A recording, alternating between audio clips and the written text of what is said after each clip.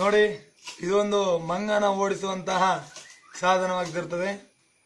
ಬೇಕಾಗುವಂತಹ ಸಾಮಗ್ರಿಗಳು 4.5 ಇಂಚಿನ 1.5 ಫೀಟ್ ಉದ್ದದ ಒಂದು ಪೈಪು, ಅದಕ್ಕೆ ಒಂದು ಕಡೆಯಲ್ಲಿ ಎಂಡ್ ಕ್ಯಾಪ್ ಅನ್ನು ಹಾಕುವಂತಹ, ಇನ್ನೊಂದು ಕಡೆಯಲ್ಲಿ 4.5 ಇಂಚಿನ ಪೈಪನ್ನು 1.5 ಇಂಚಿನ ಪೈಪಿಗಾಗಿ ಮಾಡುವಂತಹ ರೆಡ್ಯೂಸರ್ ಅನ್ನು ಬೇಕಾಗ್ತದೆ.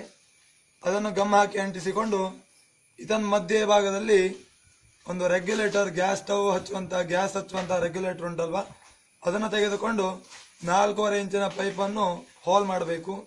ಹೋಲ್ ಮಾಡಿ ಅದನ್ನು ಸಿಕ್ಕಿಸಿ ಅಲ್ಲಿಗೆ ಎಂಸಿಲ್ ಅನ್ನುವಂತಹ ಒಂದು ಗಮ್ಮನ್ನು ಸಿಕ್ಕಿಸಬೇಕು.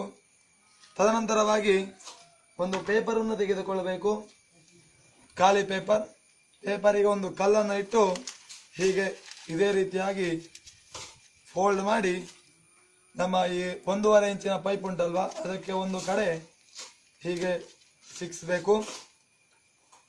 ಆಮೇಲೆ ಈ ಗನ್ ಉಂಟಲ್ವಾ, ಇದಕ್ಕೆ ನಾವು ಮೈಗೆ ಹಾಕುವಂತಹ ಸೆಂಟು ಒಂದು ಪ್ರಮಾಣವಾಗಿ ಸೆಂಟನ್ನು ಅದರ ಒಳಗಡೆ ಹಾಕಬೇಕು. ಹಾಕಿಕೊಂಡು ಹೀಗೆ ಸಿಕ್ಕಿಸಿ ಮಂಗ ಇರುವ ಕಡೆ ಹೀಗೆ ಹೋಗಿ ಇದನ್ನು ಹಾರಿಸಬೇಕು. ತುಂಬಾ ಚೆನ್ನಾಗಿ ಹಾರ್ತದೆ. ಒಂದು ವಾರ ಈ ಕಡೆ ಮಂಗನ ಸುಳಿವೇ ಇರುವುದಿಲ್ಲ.